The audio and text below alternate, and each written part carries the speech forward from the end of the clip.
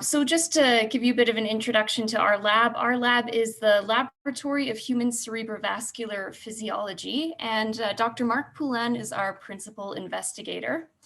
And our research focuses on mechanisms that regulate brain blood flow in humans and how these become altered with disease processes and aging, and the role of interventions such as exercise on brain circulation. So first, just to provide you with some general background on the brain in motion study, we know that normal aging naturally brings with it some physical and cognitive decline. And this includes some vascular changes such as stiffer arteries, which make blood vessels less responsive, which can ultimately result in decreased blood flow to the brain and other vital organs. And vascular disease has also been identified as a risk factor for Alzheimer's disease and vascular dementia, which are becoming increasingly prevalent in today's aging population. But to date, there is no pharmaceutical treatment for Alzheimer's disease. So the few drugs available target symptoms, but not underlying mechanisms. So instead, in research, the focus is shifting to effective prevention. So targeting individuals who've not yet developed the disease to try to reduce their risk. So with these preventative measures, we want to act on modifiable risk factors to help offset or reduce the effects of non-modifiable risk factors on developing a disease. So you can't change things like your age, your genetics, but you can change, your exercise habits, among other things. So these modifiable risk factors involve lifestyle interventions such as exercise, sleep, managing stress, nutrition, things like that. So regular exercise has been associated in the research with lower risk of dementia and with better control of brain blood flow and better cognitive function. But the underlying physiology behind how this happens in the body isn't yet well understood.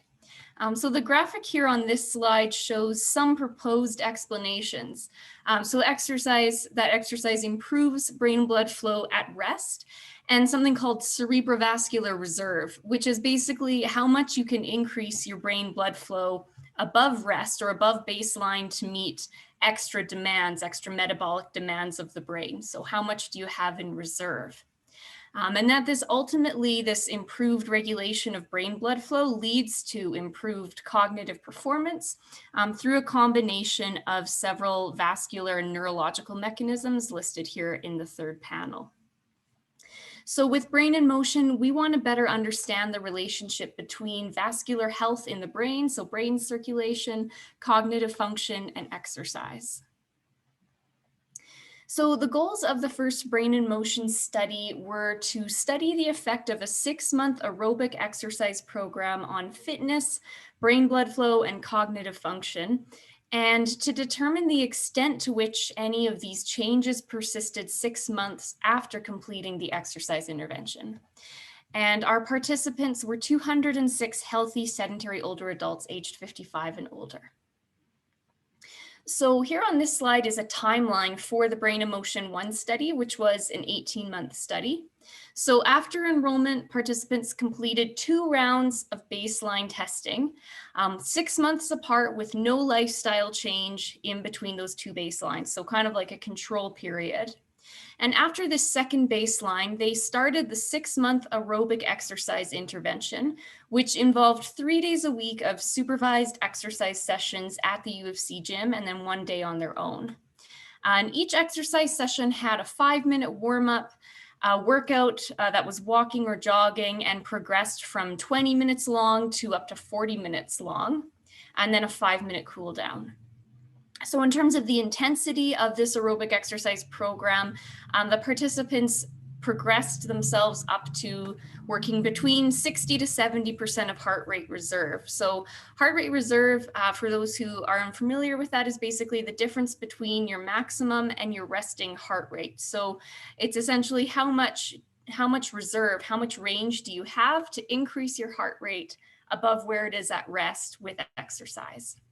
So by 3 months, the participants had progressed up to this 40 minutes between 60 to 70% of heart rate reserve for each session. And then they kept going at that intensity for the remaining 3 months.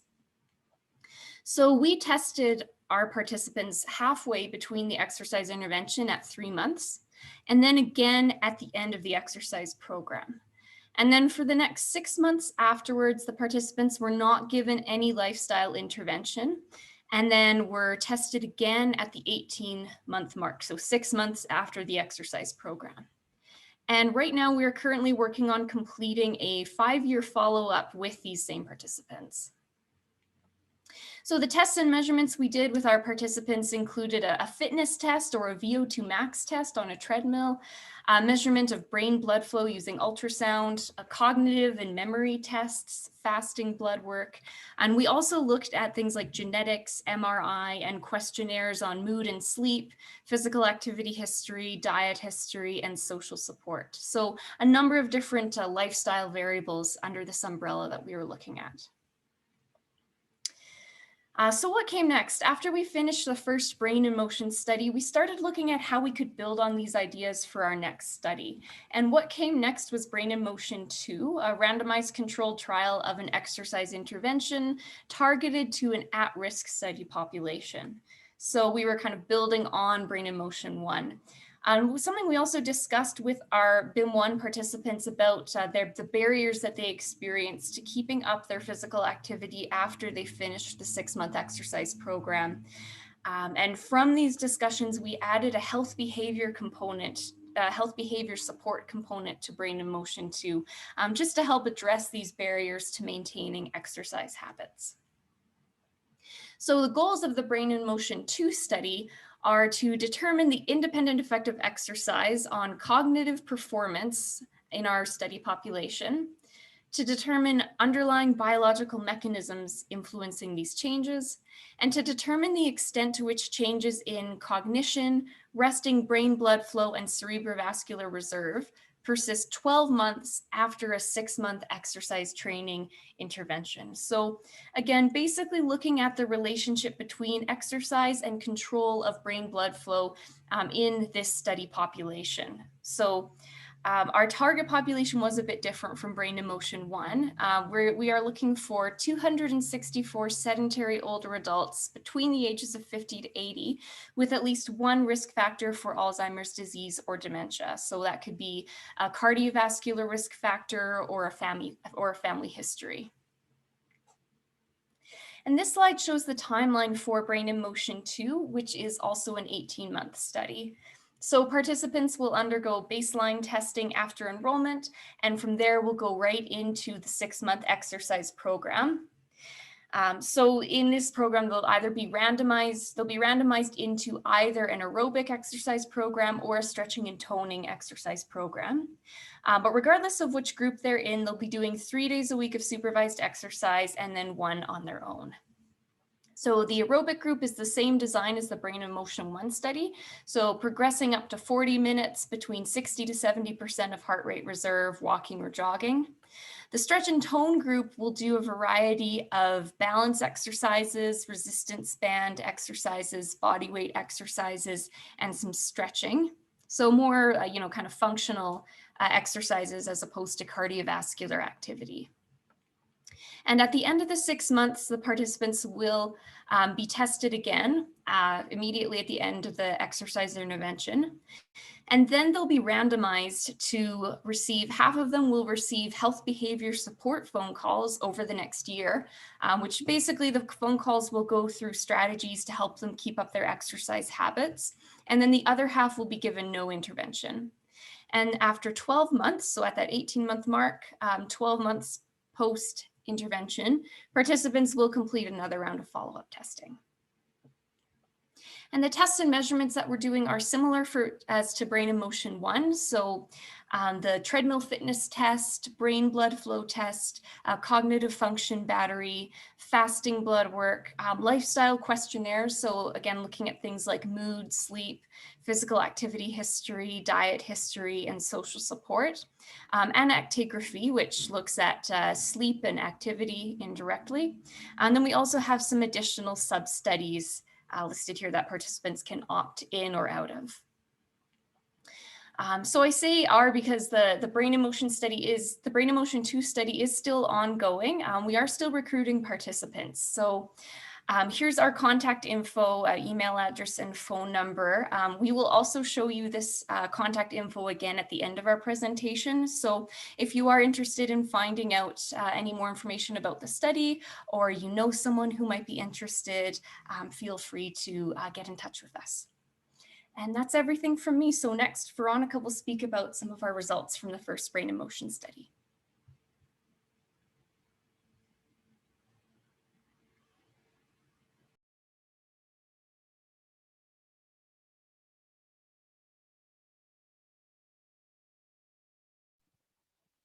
Okay, I don't know if you can see my slides now, probably not. I'll try again.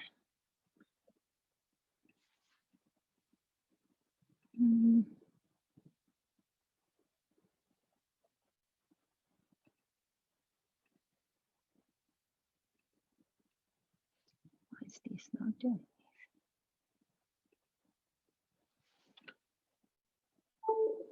Saying screen sharing has failed. I'll try again. Okay, working now. Good. Okay, perfect. Sorry about that. So my name is Veronica and I'm a postdoctoral fellow in the lab. And so my role today is to try to describe some of the results that we have from the Brain in Motion study with a special focus on the very first Brain in Motion 1 study. And so, as Adriana explained to you, the idea of the Brain in Motion study was to look at the effect of a 6-month aerobic exercise intervention on blood flow to the brain, and in turn to see if these benefits to the brain would translate in improved cognition. So this was the primary endpoint of the study, which we investigated and published the results last May. So what we did is we had 206 healthy, low active older adults between the age of 50 and 83 years old. Our participants underwent a 6-month aerobic exercise intervention and were tested before and after it. As Adriana explained, we collected several measurements, but the important ones to remember for this study were cognition. So we had an extensive battery of neuropsychological tests that assess different domains, such as executive functions, which is the ability to plan, multitask, execute sequences or solve problems, but we also tested memory in different forms. And then the participants underwent a fitness test. So they were on a treadmill and they were asked to initially walk and then jog on the treadmill. And the inclination and speed of the treadmill increased every 30 seconds. And basically they were asked to go to their maximum ability until they couldn't take one further step. And so that is a test of cardiorespiratory fitness. And then we tested their blood flow to the brain. As Adriana said, we use the principle of Doppler ultrasound, and we use transcranial Doppler ultrasound, which basically is the use of a probe that gets put on the side of your head or on your temple and measure the velocity of the blood in one of the main blood vessels to the brain, which is the middle cerebral artery. And so we do that while participants undergo 2 different challenges. The first challenge is inhalation of different levels of carbon dioxide or CO2. We know that carbon dioxide is a potent vasodilator. So the idea is that when participants inhale carbon dioxide, the blood vessel would dilate and the blood flow to the brain would increase. Also, we do another challenge that is exercise. So we measure blood flow while these participants are cycling on a recumbent bike. And we do 2 different bouts of exercise that are in a lesser intensity as compared to the treadmill test that I just described to you. And so what we found is that after 6 months of aerobic exercise intervention, we saw that our participants' fitness really improved, and so did their cognition, especially in the domain of executive function.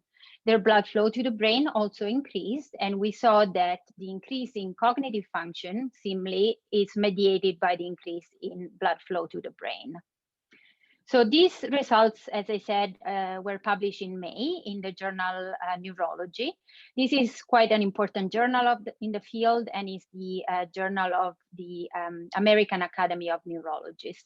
And this article received quite a bit of national and international attention and was mentioned in different media outlets, including Neuroscience Today, Psychology Today, but also the CNN and many others in different countries.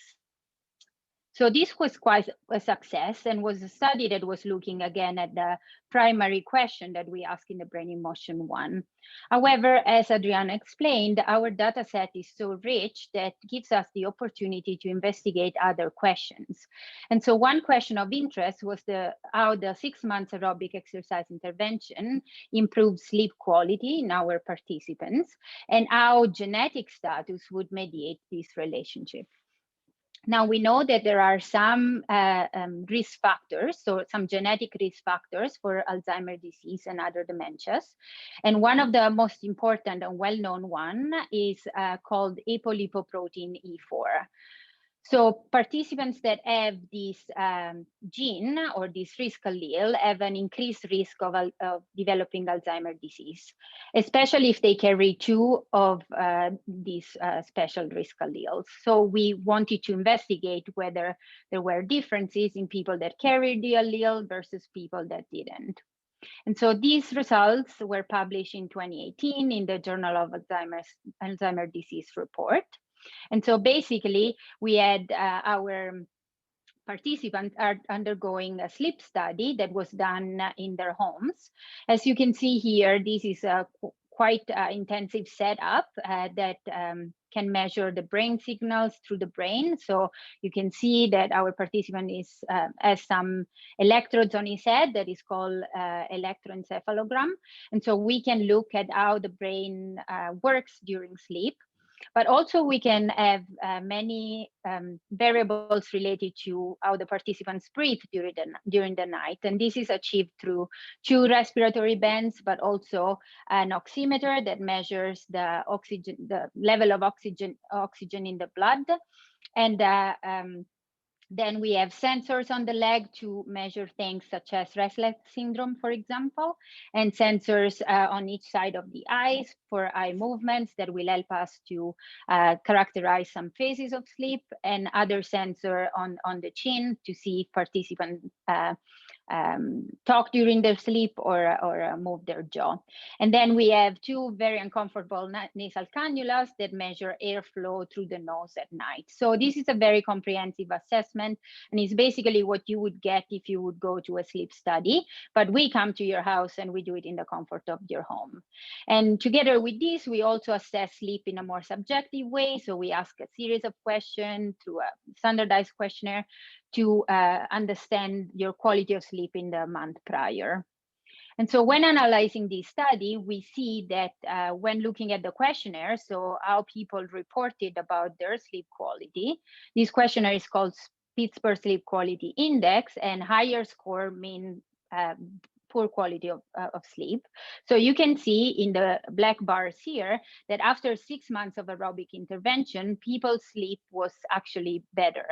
And so was their sleep efficiency. So the ratio of time spent in bed sleeping versus the time that they spent just lying there in the bed. And also the time that this participant took to fall asleep was also decreased after 6 months aerobic exercise intervention. When looking at the objective measure, the situation is it's more complicated or mixed in a way that we can see changes in sleep quality only in those individuals that were at risk for Alzheimer's disease. So only in those people that carried the risk allele for Alzheimer's disease. And they had improved total sleep time, so they slept longer after the exercise. They had better sleep efficiency, and again, they took less time to fall asleep after the exercise intervention. So further, since I said that this database is so rich, we can investigate many questions, and one of these is stress. And so we can look at stress from 2 different points of view. One point of view is related to the stress of the cells. So the cells work hard during the day, and so they produce metabolic waste, and also tend to undergo something called oxidative stress. So this is a stress of the cells and the cells working. On the other hand, we can look at stress as a more holistic, or more something that happen in the entire body. And so we can look at the effects of stress hormones such as cortisol. And so we did both in our study. So in the first case, we looked at oxidative stress. And again, oxidative stress is the imbalance between some molecules in the body that are pro-oxidants and some molecules that are instead antioxidant. And so generally in a healthy person, these two type of molecules are in a balance, but there are situations in which we have an imbalance that is called oxidative stress. And this can lead to damage to the cells, damage to the DNA, proteins, and systems. So those situations that I mentioned that would alter your or increase oxidative stress are factors such as increasing age, physical inactivity, or metabolic syndrome that is characterized by an increased waist circumference, high blood pressure, high cholesterol, or high blood sugar. So when looking at our results, we found a very positive effect of the 6 months aerobic exercise intervention. So we looked at different markers, and this one that is displayed here is a marker of global oxidative stress status. And we can see that after 6 months of aerobic exercise, there was a significant decrease in oxidative stress, or stress of the cells. However, these results were not different according to metabolic status or sex. So everyone, regardless of metabolic status or sex, improved after 6 months of aerobic exercise. And then moving forward, we looked at the stress hormones, so a measure of stress in the body in general. And so a parameter that is often looked at is something called cortisol awakening response.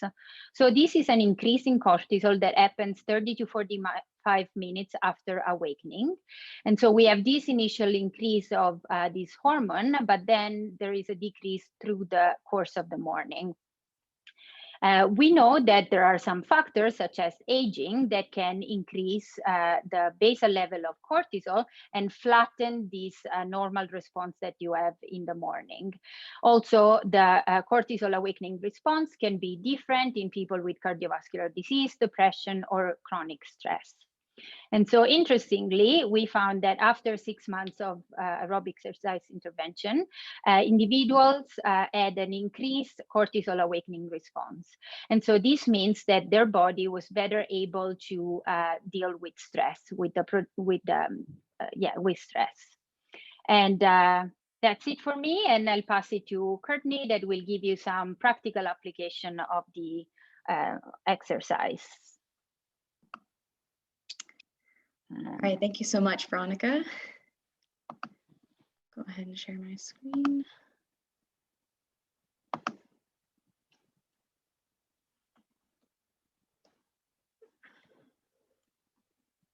Here we go. Okay. All right, so thank you again, Veronica. So good evening, everyone. My name is Courtney Ellis, and I am the clinical exercise physiologist in the Clinical and Translational Exercise Physiology Lab, or CTEP lab, at the Cumming School of Medicine. This lab is adjacent to Dr. Poulin's research lab and is a facility in which exercise testing is conducted for the Brain in Motion study. This facility and its services are also open for both research and clinical use by other researchers at U of C and other local universities, as well as other clinics and people in the general public. So now that we've reviewed the Brain in Motion study and discussed some of the major findings from our research, I will be discussing the applications of this research and others like it.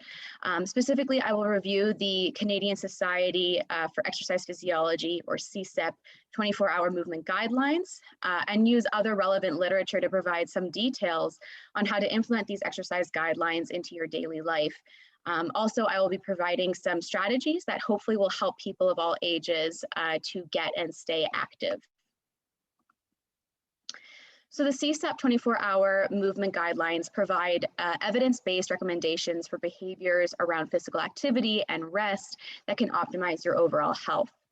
So I will discuss the recommendations in more detail in a moment, but the main takeaway from these guidelines is to move more, reduce sedentary time, and sleep well. In addition, replacing sedentary behavior with additional physical activity and even trading light physical activity for more moderate to vigorous physical activity, while at the same time preserving sleep, can provide greater health benefits. And following the 24-hour movement guidelines is associated with a lower risk for cardiovascular disease, hypertension, anxiety, depression, dementia, as well as improved cognition, quality of life, and physical function, among others. And so there have been recommendations provided for specific age groups as young as 4 years old to 65 plus, as well as recommendations for specific special conditions, including pregnancy and multiple sclerosis. However, today I will be focusing on the CSAP guidelines that are for adults and older adults. So as I mentioned, the CSAP guidelines provide recommendations for all sorts of behaviors, including physical activity, sleep, and sedentary behavior. So for sedentary behavior, it is recommended that these kinds of activities are limited to 8 hours or less, specifically no more than 3 hours a day spent with recreational screen time, and breaking up long periods of sitting as often as possible throughout the day. And for sleep, it's recommended that adults get between 7 to 9 hours of good quality sleep each night with consistent bed and wake up times. And for physical activity, it is recommended that a variety of types and intensities of physical activity are done, specifically 150 minutes per week of moderate to vigorous aerobic activity, as well as muscle strengthening activities that uses all the major muscle groups at least twice a week. Keep in mind that twice a week does not necessarily mean 2 sessions a week. You can accomplish this target over several sessions if that kind of pattern is preferable for you. In addition, several hours of light physical activity each day is recommended, and this could include standing, doing house chores, tending to your garden, going for walking breaks throughout the day, whatever, even getting some stretching in and getting away from the desk or from the couch. So those are the recommendations for the adult population, and for the older adult population, it's very similar with only a couple things that are different. So for physical activity, in addition to muscle strengthening, it is recommended that older adults also engage in activities that challenge their balance specifically. And for sleep, the only difference is just a slightly smaller range for the recommended number of hours of sleep per night, with 7 to 8 being recommended. But otherwise, the recommendations are the exact same for the older adult population. So progressing towards any of these targets will result in some health benefits. That's one thing that CSAP has really tried to emphasize, where the focus is on progress and not perfection, and trying to make these guidelines fit your lifestyle. So next I'll dive into the physical activity component of these guidelines with a bit more detail and hopefully answer some common questions about them. So first, I will go over some details of the first physical activity recommendation, which is the 150 minutes of moderate to vigorous aerobic activity each week. So specifically, I want to address some common questions surrounding the aerobic exercise intensity and progressions. But before I move on, I want to highlight one update on this recommendation from CSAP, which is that even exercises that last less than 10 minutes can still be beneficial towards your health. So really any little bit counts, as any little amount that you're able to accomplish and to count towards your 150 minutes per week can still be beneficial towards your health, which I think is a really great update. Okay, so aerobic exercise intensity. So exercise intensity in general can be measured both objectively and subjectively. And so we'll start with the objective measures first. So let's say you are going to a kinesiologist or a clinical exercise physiologist like myself, or another health or fitness professional for aerobic exercise training. Or for example, if you were to participate in the brain and motion study, either of those scenarios, you would likely have an aerobic fitness assessment done. And so during this test, you would have breathing and heart rate measurements taken. And from these measures, and at least for the purposes of training, you would be prescribed an intensity of exercise relative to your actual or predicted maximal exercise capacity. So for example, you may be prescribed a percentage of your VO2 max, but what is VO2 max? So when we say VO2, we're referring to the volume of oxygen consumed. So when we're talking about VO2 max, it's referring to the maximal oxygen consumed. And so this represents the maximal ability or the efficiency of your tissues' ability to take up and utilize oxygen at the highest possible rate for use during maximal efforts.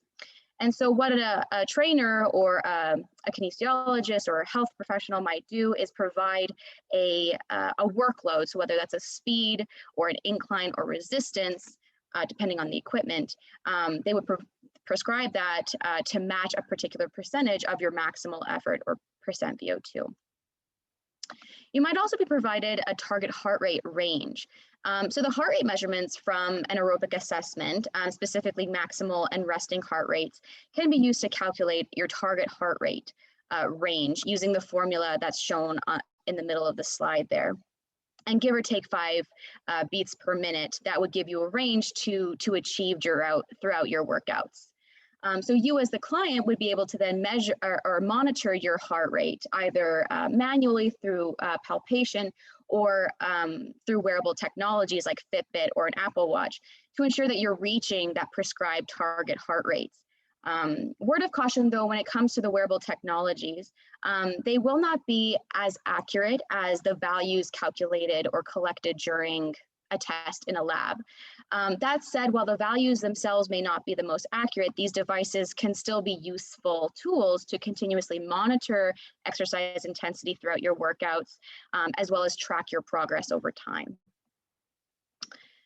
So you also might be provided an aerobic and anaerobic thresholds. So these refer to 2 points throughout an exercise aerobic fitness test where we see a greater rise in your breathing rate or your ventilation compared to the workload. So the aerobic threshold is represented by the first red dot on the graph on the slide here. And it's named after the aerobic system, which is the primary energy provider during lower intensity exercise of longer durations. And so work rates prescribed around or below this threshold reflect a lesser intensity. And then the anaerobic threshold, which is the second red dot on the graph, is named after the anaerobic system, which is the primary energy provider during more moderate to higher intensity exercises. And so work rates prescribed around or above this threshold would reflect more moderate to vigorous or potentially maximal intensities. So again, these are just some examples of what you might be prescribed and where those training programs might come from. But again, if you're unsure of where to start when it comes to aerobic exercise, be sure to consult a health or exercise professional to get an idea of where you should start. So for subjective ways to assess intensity or aerobic intensity, CSEP has actually defined moderate intensity as exercise that causes you to sweat a little and breathe harder, whereas vigorous is exercise makes you sweat more and be out of breath. There are other widely used subjective measures that you can use to track and monitor your exercise intensity during your workouts. So for example, there is the talk test. So this allows you to assess aerobic intensity by your ability to sing or carry out a conversation. So for example, during lighter intensity activities, you'd likely be able to sing and carry out a conversation with little effort. Whereas if you're in a more moderate phase of the exercise intensity, you'd be able to speak in full sentences but not sing. And closer to the vigorous maximal effort exercises is when you'll be able to only speak a few words at a time or not at all. Another subjective scale that you can use are numeric scales like the rate of perceived exertion scale or RPE scale. And this is where you would use a scale of numbers, in this case from 1 to 10, to track how you're feeling in that moment or immediately after a workout. So for example, a 1 would be very light activity, so pretty much anything above sitting down resting, all the way up to 10 being more of a max effort where it feels near impossible to continue much longer. And so when it comes to progressions with aerobic exercise, if you are new or a novice to exercise, it is best to progress by increasing duration first. So for example, increasing by 5 to 10 minutes every 1 to 2 weeks, or even more gradually than that is typical and recommended because it has shown to be more manageable. However, once you're comfortably exercising continuously for 20 to 30 minutes, no matter what activity you're doing, then you can start to increase the intensity in other ways and have fun with it. So you could increase, for example, the incline of your walks or jogs, or increase the resistance on your stationary or recumbent bike, or even increase the speed of row, for example, if you're on a rowing machine. So now I'll briefly go over the recommendations for muscle strengthening intensity as well as progressions in some more detail. So it is recommended by CSEP to do some resistance training that targets the major muscle groups twice a week. But first, what does it mean when we say the major muscle groups?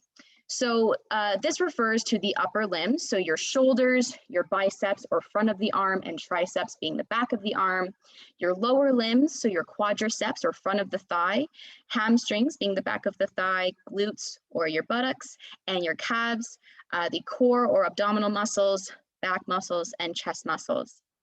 Now, you can target each of these muscle groups individually, but this may be time consuming and maybe an overwhelming number of exercises to do in a single 30 or 60-minute exercise session. And so there are several exercises that you can do that can target multiple muscle groups at the same time. So for example, the lat pull down, which is the exercise at the top of the slide, will engage your back muscles and to some degree your biceps or the front of the arms. Another exercise, a basic squat or a partial squat, if going too low is not an option, can engage most of the muscles in the lower limb. And the chest or the push-up example of exercise is a great exercise to engage the chest muscles, abdominals, and shoulders and triceps. Alternatively, you can multitask and complete 2 different exercises at the same time. So for example, you could do a shoulder press with a squat, or you could do a lunge with a bicep curl, just as a couple examples there. So it is possible to engage the whole body in just a few exercises. That said, I would recommend maybe doing between 6 and 10 in a single session just to make the most out of your time. And so like aerobic exercise, resistance exercise intensity is also prescribed relative to your maximal effort. In this case, however, your maximal effort is referred to as your 1 RM or your 1 repetition max. And this refers to the maximal workload or weight that you can move or lift in a single repetition. And so again, a trainer or a fitness professional would prescribe you a percentage of this 1 RM and find a workload or a weight that would match that. And so the percentage that you are prescribed will depend on a number of factors. So it will depend on what you want to work on, what your goals are, your current experience with resistance training and with lifting, as well as, of course, your abilities. So for example, if your goal is muscular strength, you may be prescribed a weight that would be between 60 to 80% of your 1 RM, which would be similar to a moderate to vigorous intensity. That said, if you are new to lifting, it might be a little lower than that, and then you'd work your way up to it. And in terms of the number of sets and repetitions, typically what's prescribed is between 2 and 4 sets of 8 to 15 reps. So there's a bit of a range there to work within and progress towards. However, if your goal is more towards muscular endurance or toning, a percentage would be much lower. So you'd be prescribed less than 50% of your 1 RM typically, so a more light or moderate intensity. And you'll notice that the number of sets and reps are different. So it'd be 1 to 2 sets of 15 to 25 reps. So you're lifting lighter, but you're lifting more frequently. But as a general rule of thumb, it is better to start at a lower weight and just generally gradually increase as you get more comfortable with weightlifting and with resistance training. Again, please consult your health or exercise professional if you are unsure of where to start when it comes to how heavy to lift, and also to consult them for proper form to avoid injuries. So there are many ways you can advance your resistance training routine. The 2 for 2 rule is just one way. So the 2 for 2 rule, the best way that I can explain this method is by example. So let's say you're doing bicep curls and your goal is to do 3 sets of 15 reps at 10 pounds. So now let's say after some time, after some training, 2 workouts in a row, you are able to do 17 reps on your last set of those bicep curls. So that's a good indication that it's time to increase the weight that you're lifting for that exercise. But how much do you increase? How much do you go up in weight? So as a general guide, for the upper body, 2.5 to 5 pounds is typical to increase every time you're ready to. Whereas for the lower body, it's a little higher, between 5 and 10 pounds is what has been recommended. Though again, this is just a guide, so it will depend greatly on your individual experience, your comfort, and then of course also what kind of equipment you are working with and what is available to you. So now I just quickly want to go over some examples of balance challenging exercises because that is something that has been recommended specifically for the older adult population. So I just wanted to give some examples of what those kinds of activities could look like. So first it could be standing with different bases of support. So you could do a one-leg stance for a certain duration, or even standing narrow with your feet close together, or standing tandem with one foot in front of the other. And you could advance this by, for example, closing your eyes while you're holding these positions, adding a dynamic element to it. So for example, doing tightrope walking, or even doing a slow motion march. Incorporating other limbs, like the upper limbs involved in the movement. Lots of different ways in which you can advance these kinds of balance challenging activities. Another example is using balance challenging equipment. So for example, like an exercise ball, sitting on that while you're doing other things, like in this example, marching while sitting on the ball is an example to challenge your balance. And then another example, my personal favorite being bird dog. This is a great exercise, not only for balance, but also for your core muscles. And this is a great exercise that can be modified as well. If getting down on the hands and knees is not an option, you can do it against a wall as well. And with that as well, I want to make sure that if you are going to experiment with these kinds of exercises and challenge your balance, that's great. Just be sure that someone or something sturdy is nearby that you can lean on in the event that you lose stability, because we want to challenge your balance, but we don't want injury. So be sure to do these safely. Okay, so now I'm going to discuss some evidence-based tips to get and stay active. So it has been shown that social connections and the presence of a good quality certified instructor may enhance accountability and therefore motivation to exercise.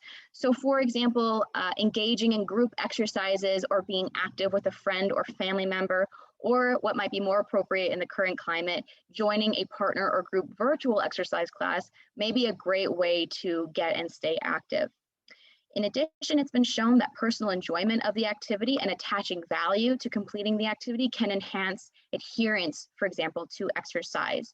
So again, this highlights the need for you to find what you like to do and experiment with different things, as well as it emphasizes the need to reflect on why you want to be active. So it's very well known that it's good to be active. Everyone knows that it's healthy to exercise, but it's important that you have an idea of why it is good for you specifically. So conducting a cost-benefit analysis, for example, may help you in your reflection. In addition, setting more meaningful and specific goals ahead of time can be really helpful. Tracking progress and reflecting on your baseline performance can also translate to the maintenance of a healthy behavior like exercise. So for example, writing down a plan or a schedule for the day, week, or month, keeping track of your progress is important, and especially revisiting your goals periodically to appreciate how far you've come, and as well as remind yourself of why you're doing this is important. And of course, it's always good to update your goals based on whatever progress you might have made. And lastly, of course, variety is key. It is the spice of life, and it is also important for enhancing motivation to exercise.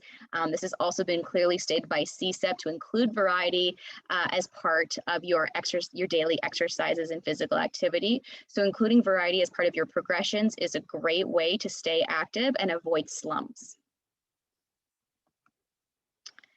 Okay, so that actually concludes our lecture. I want to take the time to thank you all for listening. We hope you enjoyed it, and we hope it has inspired you to get moving. If you would like some more information about Dr. Poulin's research lab or the CTEP lab, feel free to check out our web pages at the top of the slide. To keep up to date on the latest information about the Brain in Motion study and the CTEP lab, please follow us on Facebook and/or Twitter.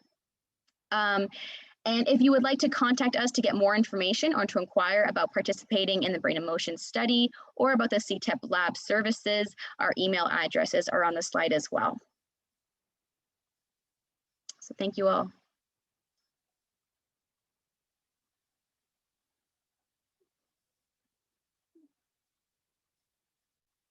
Great. Thank you so much to everybody. And I think we have some time to field some questions. Thank you, Mark.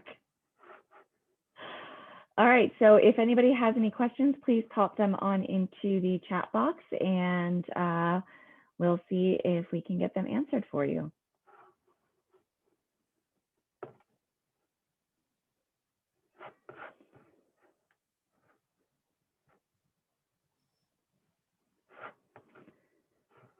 All right, so I'm not seeing any questions. I'll give a couple more minutes in case there's any slow typers out there. But thank you so much for everybody who was able to join us for the Libin Moves for World Health Day. And thank you again. Oh, we've got a question. Has the difference between the stretching group and the aerobic group been analyzed? So I can probably pass this over to either Veronica or Adriana. Adriana, yes. You want to go? Yeah, go. Sure. And Veronica, if you have anything else to add, feel free. Thank you for that question. The short answer is no, because we are still continuing to run the Brain in Motion 2 study. So because it's a randomized controlled trial, we really can't look at the differences between the groups until we've finished bringing all of our participants through the exercise program. So when our participants come in for testing, as the coordinator, I'm the only person who knows what group they've been sorted into. Everyone else who's conducting those tests and measurements still doesn't know what group exercise groups people were in. And so we're going to keep it that way until we've finished the data collection period for Brain in Motion 2, and then we can dive into those differences between the aerobic and stretching and toning group.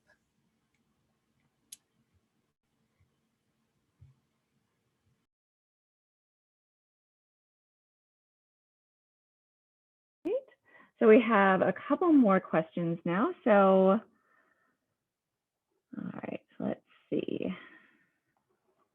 Guys are typing too fast for me now. Okay. Is 6 days a week excessive for exercise, 250 to 300 minutes? So I'm going to guess this one is going to be taken. I can take that one if you want. Yeah. Yeah, so 6 days a week, not if you can do it. So one thing to keep in mind is actually 150 minutes a week is a minimum. So that is for your basic kind of health benefits. Definitely enough for some, but if you can do more, do more. It is typically recommended to at least have 1 day of just rest.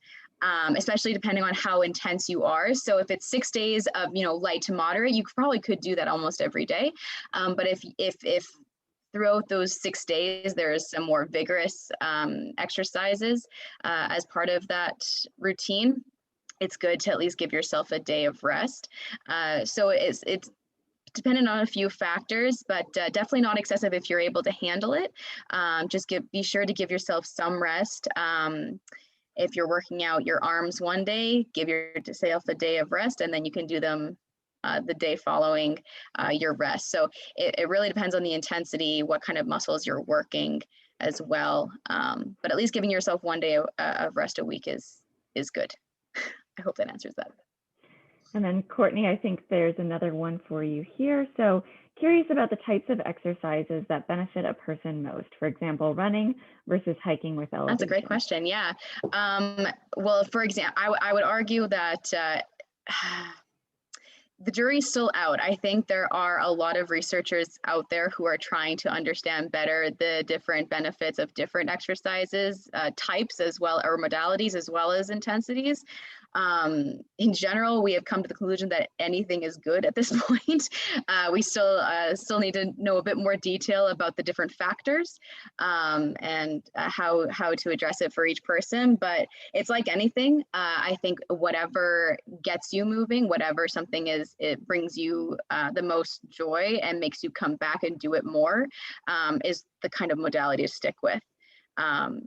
Running is great for some, but for some it's just not fun. So maybe hiking is the idea, and getting more of an incline walk is more tolerable. So I think at this point it's really whatever keeps you motivated to keep doing it, because consistency is really the key there. All right, and the next question, I'm not sure if Adriana or Courtney wants to take this one. Initially, the 10-minute bits was for people just starting exercise. What are the thoughts now? Is it 10 minutes of vigorous? So I'm not sure, Ellen, if that was referring to the study design or the recommendations. I can at least speak to the recommendations if that's what the way they were going, the direction they were going with that question. Yeah. So yes. Recommendations. Yeah, okay, yeah. So when it comes to the activities, generally, if you are doing more light or moderate, generally speaking, doing it for a longer duration is potentially more beneficial. For example, like it has been shown that, at least in some research, that a shorter duration of more vigorous intensity could give you a similar benefit as doing a more longer duration, lower intensity. And so it's that kind of research that was helpful for people who would maybe have barriers to exercise when it came to time. So for example, if time was an issue and they didn't feel like they had time to do it. So that was kind of, I guess, maybe the hopeful kind of takeaway from that kind of research was that you can still get benefits if it's a shorter duration and maybe just in higher intensity. That said, if you're still not able to do 10 minutes of vigorous, 10 minutes of really any intensity, it can still be beneficial. I think the key is just getting that accumulation, that 150 minutes minimum per week. However you're able to accumulate that, it can still be beneficial. So I think that recommendation and highlighting that in the new updates for the CSAP recommendations was just to include people and not have them feel, I guess, discouraged if they can't do more than 10 minutes, for example. And if I could add a little bit to this. So need to count words, the larger number. Sorry, I was talking. I don't know. Yeah, go ahead, Veronica. I think we had some connectivity. Yeah. Just a little bit to add to that is that there's been much more talk and research about exercise snacks, it's called. So just short period of exercise to interrupt your sedentary activity. And because like one of the recommended portion from CSAP is to also reduce sedentary time. And so if you can take break every hour, for example, and do 10 minutes of, stretching or like a little bit of exercise to reduce your sedentary time, that has been shown to be very beneficial. So that's also another trend in the literature, exercise snacking. All right. I mean, who doesn't love snacks? So we only have a couple minutes left, and the last few I think are for Adriana, and most of them are just talking about how do we sign up? How do we find out more about participating? When are participants going to be chosen? And one specific about if we're messing up tests if we do aerobics during lockdown, but I think that one's a very directed question. So take it away, Adriana.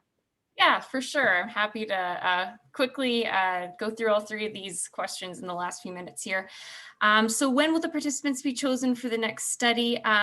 We are still recruiting participants at the moment for Brain in Motion 2, but we are not currently running the exercise intervention, like the kind of the meat and potatoes of what our participants would be doing with the study. So right now, again, we are recruiting, but recruitment looks more like going through some of the initial eligibility assessments virtually, and then being added to a wait list for when we're ready to resume. So unfortunately, I don't have a for sure timeline on when we'll be able to resume that, but we are still very interested in keeping the study moving forward. So basically, it's never a bad time to reach out if you're interested in the study. And if you are on that wait list already, then you will be kept up with regular updates when that does change.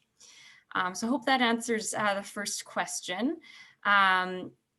Regarding the aerobic exercise during lockdown, for the period between post-intervention and follow-up testing, we don't give, there's no specific instructions on what you can or can't do in terms of exercise type or whether or not to exercise or that sort of thing. So really the only thing that we have going on in that is some phone calls for some participants and not for others. So so no, the short answer is no, that wouldn't mess up the assessment to be doing some physical activity during lockdown.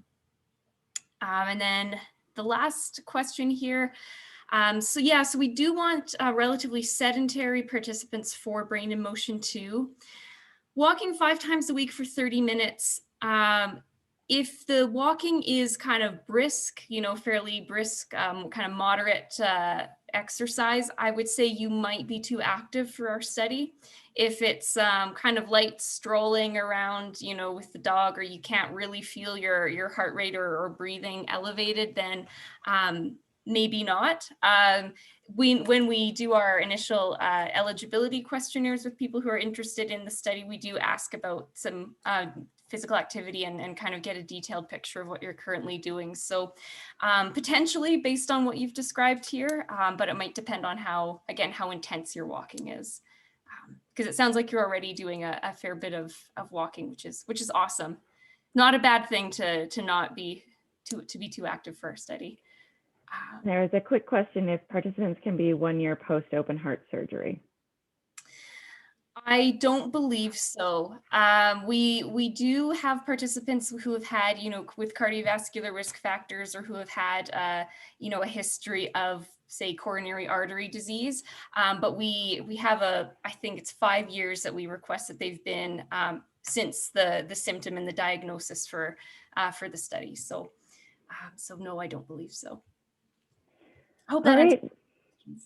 Well, thank you, Adriana and Veronica and Courtney. Those are fantastic presentations. And as you can tell from all the questions, everybody was super interested in all of that information. And also thank you to Mark for letting us borrow your lab members for an hour.